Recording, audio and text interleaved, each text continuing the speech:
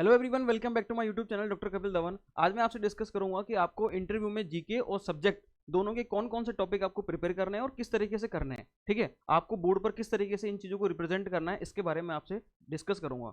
सबसे पहले तो मैं आपको बता दूं, क्योंकि आपकी इतनी सारी क्वेरीज आई थी कि जीके को लेकर और मेनली सब्जेक्ट को लेकर, क्योंकि आपने कहा था कि सब्जेक्ट में सर हम पूरी यूनिट पढ़े या पूरा चैप्टर पढ़ लें।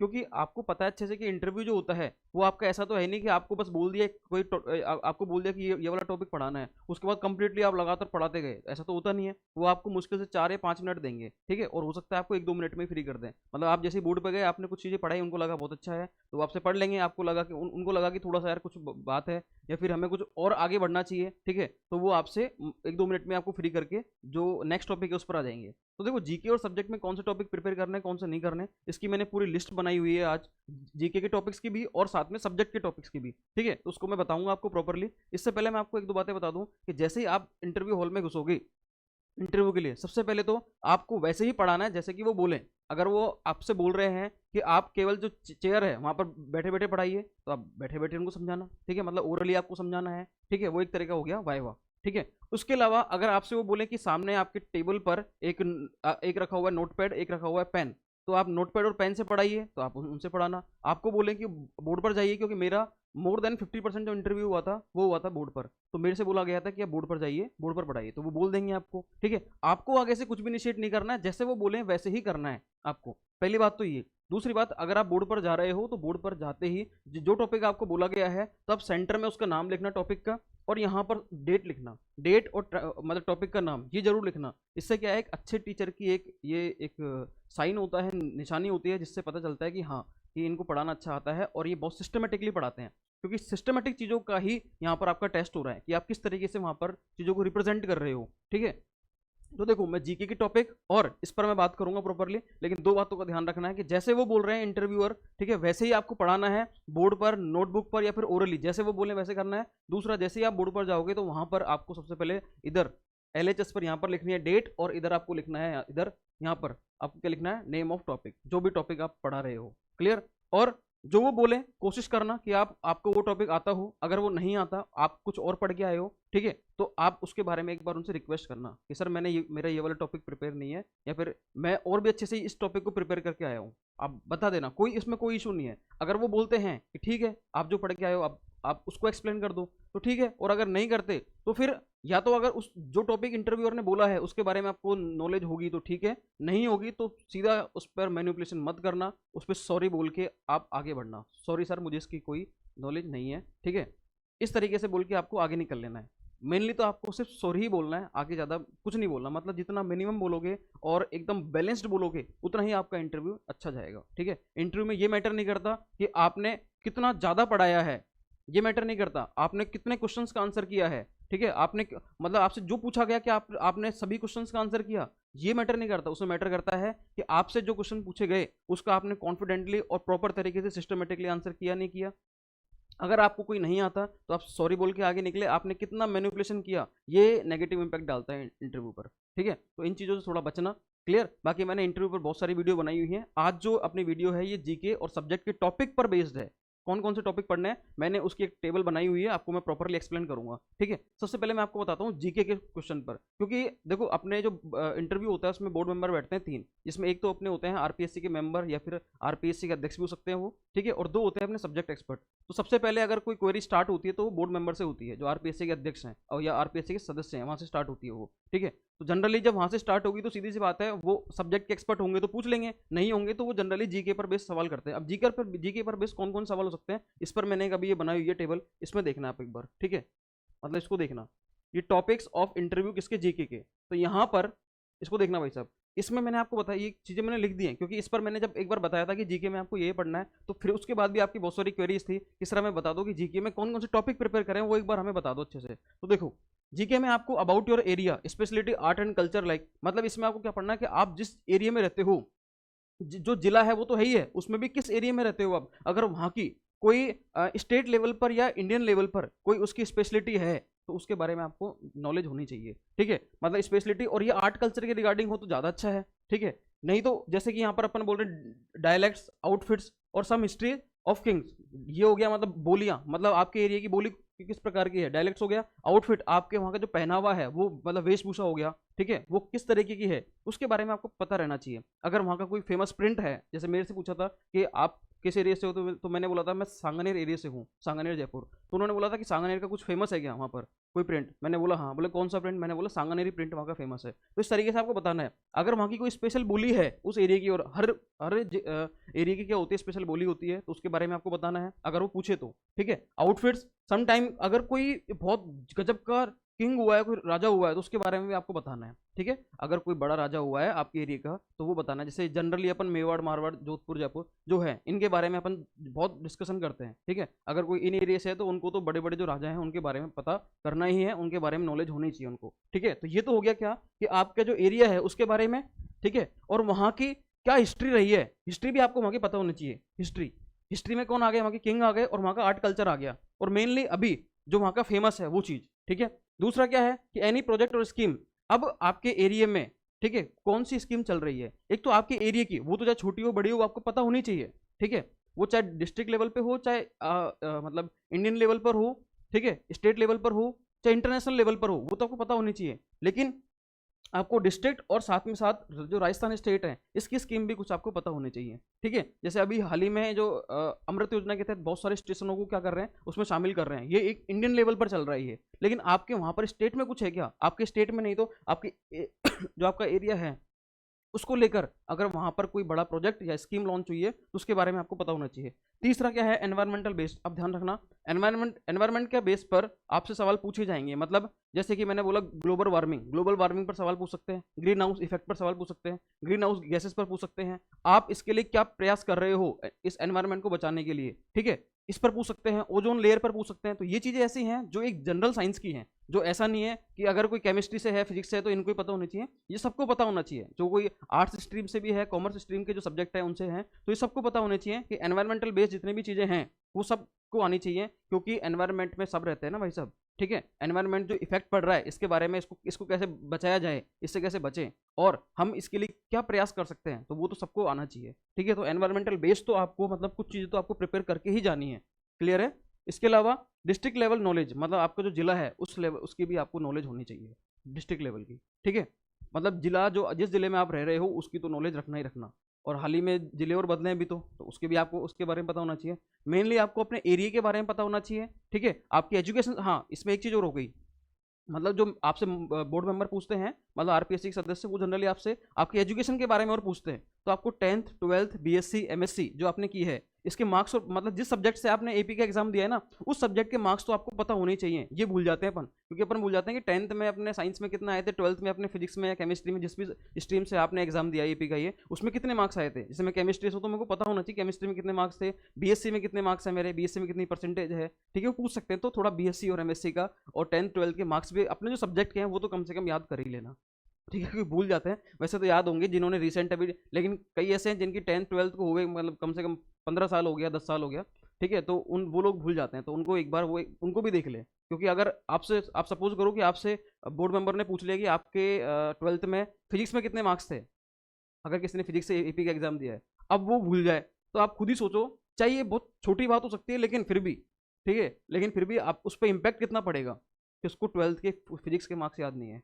तो ये सारी बातें हैं, ठीक है। तो इसके बारे में आप थोड़ा देख लेना। ये मैंने जीके के बारे में बता दिया कि जीके में जनरली किन किन स्ट्रीम से पूछे जाते हैं सवाल, और ये सारी चीज़ें हैं वो आप एरिया को जरूर प्रिपेयर करना अच्छे से, ठीक है। और कोई स्कीम चल रही, कोई प्रोजेक्ट चल रहा है, ये दो तो ये तीन तो प्रॉपरली कर ही लेना। डिस्ट्रिक्ट लेवल की जो नॉलेज है तो हल्का फुल्का देख लेना इसको, क्योंकि ये सारी चीज़ें इनमें ही आ जाएंगी, क्लियर है। हाँ जी, ये तो हो गया जीके का। अब बात करता हूँ मैं सब्जेक्ट की। सब्जेक्ट पे बात करूँ मैं तो देखना एक बार यहाँ पर। हाँ जी, सब्जेक्ट में मैं बात करूंगा केमिस्ट्री सब्जेक्ट की।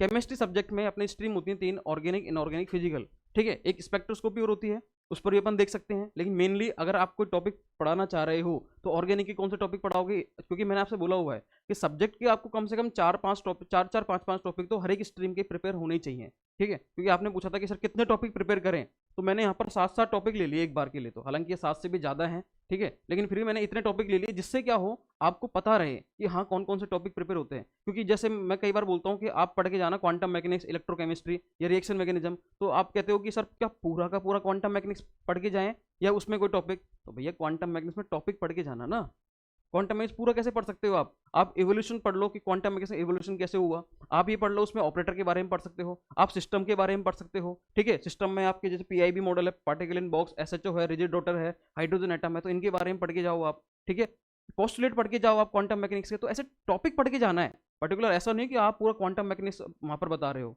तो ऐसा नहीं होता। लेकिन उस टॉपिक को फिर अच्छे से प्रिपेयर करना है ढंग से।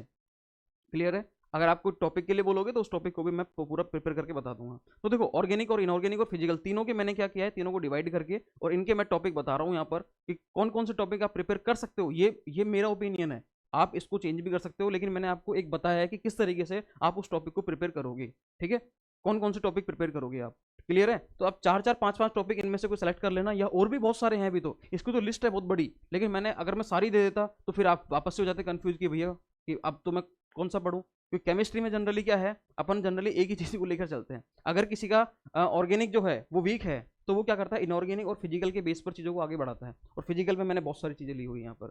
और अगर कोई ऑर्गेनिक अच्छी लगती है तो वो ऑर्गेनिक और इनऑर्गेनिक के बेस पर आता है, तो उसका फिजिकल जनरली वीक हो जाता है फिर वो। ठीक है, उस केस में क्या होता है, वो ऑर्गेनिक और इनऑर्गेनिक के टॉपिक्स को ही चूज करता है। लेकिन मैं फिर कह रहा हूँ, इंटरव्यू में यहाँ पर ये मैटर नहीं करेगा आपका कौन सी चीज़ वीक है कौन सी चीज़ स्ट्रॉन्ग है, आप जिस टॉपिक को पढ़ा रहे हो उसको आपने अच्छे से पढ़ाया नहीं पढ़ाया, वो मैटर करेगा। इसलिए आपको तीनों स्ट्रीम के, ऑर्गेनिक, इनऑर्गेनिक, फिजिकल, क्योंकि आप खुद सोचो बीच में तो रहेंगे अपने बोर्ड मेंबर, ठीक है, आरपीएससी के, इधर रहेंगे अपने सब्जेक्ट एक्सपर्ट दोनों तरफ। अब सब्जेक्ट आपका फिजिकल स्ट्रॉन्ग है और इधर आ गए ऑर्गेनिक के, इधर बैठे इनऑर्गेनिक के, फिर क्या करोगे आप?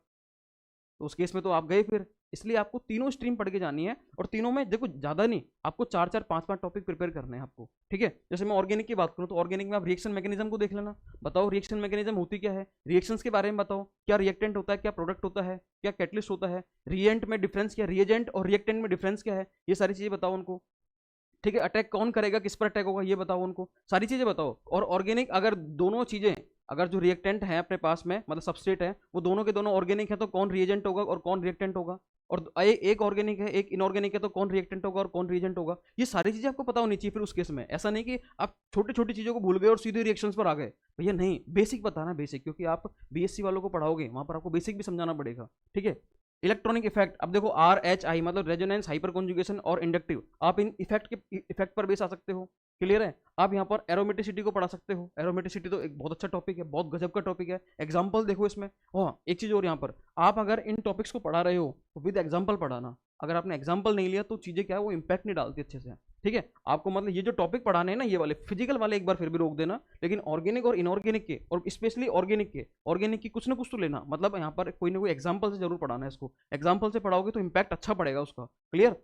इसके अलावा टाइप्स ऑफ रिएक्शन, अब एडिशन है, सब्स्टिट्यूशन है, एलिमिनेशन है, रीअरेंजमेंट है, इन रिएक्शंस के बारे में आपको पढ़ाना पड़ेगा। ठीक है, मतलब वहां पर आप ये भी ले सकते हो, ये वाला टॉपिक टाइप ऑफ रिएक्शन का। अब आपने पढ़ाया एडिशन रिएक्शन, अब हो सकता है कि एडिशन रिएक्शन में वो आप खुद पूछ लें कि नहीं, एडिशन रिएक्शन में आप तो केवल इलेक्ट्रोफिलिक एडिशन रिएक्शन के बारे में समझाओ, ठीक है, न्यूक्लियोफिलिक एडिशन रिएक्शन के बारे में समझाओ। अब वो आप खुद बोल सकते हैं, या फिर अगर नहीं बोल रहे तो आप खुद फ्लो चार्ट बनाओगे, वहां बताओगे इलेक्ट्रोफिलिक एडिशन, न्यूक्लियोफिलिक एडिशन और फ्री रेडिकल एडिशन। अब इस केस में पूछ सकते हैं, अब आपसे वो anti Markovnikov SN1 SN2 SNI या फिर SNAE कुछ भी पूछ सकते हैं फिर आपसे वो, मतलब उसमें भी तो डीप में जा सकते हैं ना। तो आपको अगर पर्टिकुलर जो टॉपिक आपने उठाया ना, उसकी आपको डीप में नॉलेज होनी चाहिए, और स्टार्टिंग से होनी चाहिए। सीधे भी आप ये नहीं कि डायरेक्ट बहुत आपने सीधा गेट का लेवल पकड़ लिया, नेट का लेवल पकड़ लिया, ऐसा भी नहीं करना आपको। बिल्कुल 11 12 से स्टार्ट करते हो, उस टॉपिक को ले जाना है, और ऐसी प्रैक्टिस करनी है कि वो 4 से 5 मिनट में प्रिपेयर भी हो जाए, मतलब 4 से 5 मिनट में उसको पूरा कर लो।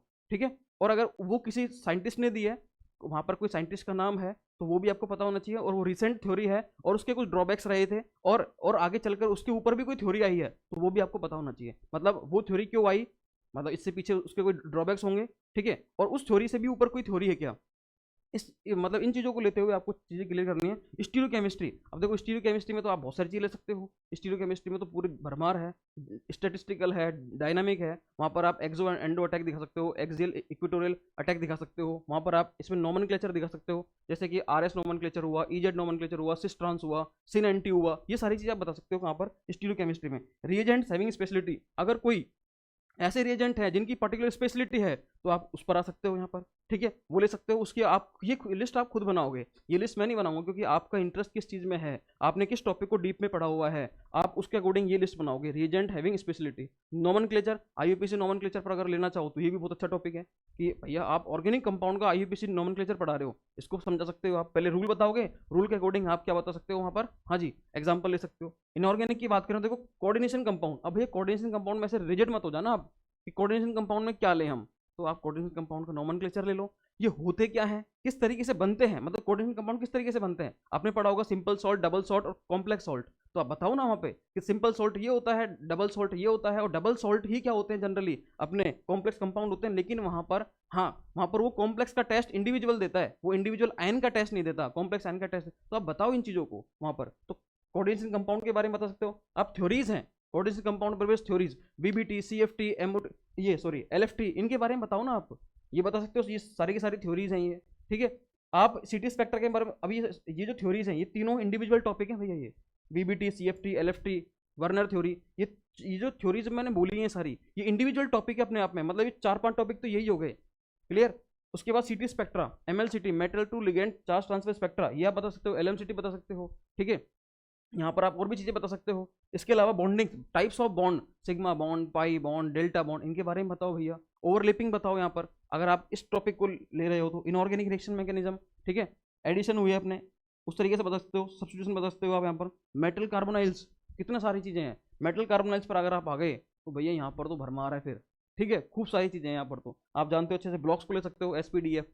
तो अब मैं इन पर ज़्यादा डिटेल में डिस्कस नहीं करूंगा, क्योंकि इन पर डिस्कशन करूंगा तो वीडियो काफ़ी लंबी हो जाएगी, तो वीडियो को भी अपन को बड़ा नहीं करना, एक लिमिटेड वीडियो रखनी है, ये शॉर्ट एंड स्वीट, ताकि आप इसको बार बार अगर देखना भी चाहो तो इजीली देख लो, क्योंकि ज़्यादा बड़ी वीडियो को फिर आप देख नहीं सकते। तो ये इनऑर्गेनिक के टॉपिक्स हो गए। फिजिकल के टॉपिक्स की बात करूँ मैं यहाँ पर, तो भैया फिजिकल के टॉपिक्स देखो कितने सारे हैं यहाँ पर। क्वांटम मैकेनिक्स, अब क्वांटम मैकेनिक्स को पूरा क्यों पढ़ो, क्वांटम मैकेनिक्स में आप एक तो क्वांटम मैकेनिक्स का उद्भव कैसे हुआ, इवोल्यूशन, वो आप देख सकते हो। इसके अलावा पीआईबी मॉडल, जैसे अभी मैंने बोला था particle in box, 1D 2D 3D, वो पढ़ लो। ऑपरेटर आप पढ़ा सकते हो। टॉपिक के नाम बता रहा हूँ मैं आपको, तो वो पढ़ना है आपको, पूरा पर्टिकुलर नहीं पढ़ना। तो मैंने जैसे ये पीआईबी मॉडल है, इसको ले लो केवल।